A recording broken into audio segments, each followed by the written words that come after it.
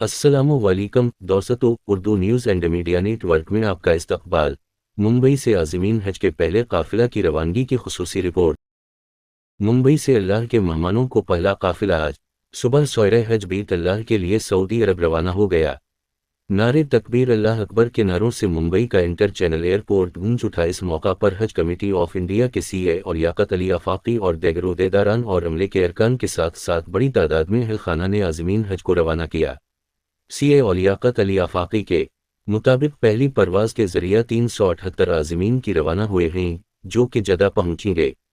मज़कूरा हवाई जहाज़ की रवानगी निस्फ शब को हुई।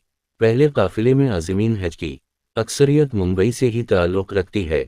इन्होंने कहा कि मुंबई से 34,000 आज़मीन हज बीत अल्लाह के लिए रवाना होंगे और यह सिलसिला वस्त जून तक जारी रहेगा।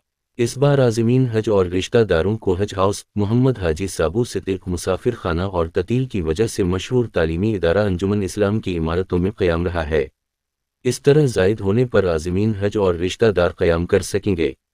हज कमेटी के सुपरिटेंडेंट हैदर पाशा ने छत्रपति शिवाजी इंटरनेशनल एयरपोर्ट पर बताया कि आज़मीन हज की रवानगी का सिलसिला 9 मई से शुरू हो चुका है।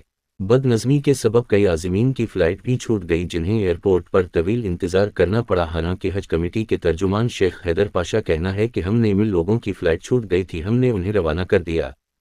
Urdu news and media network की रिपोर्ट।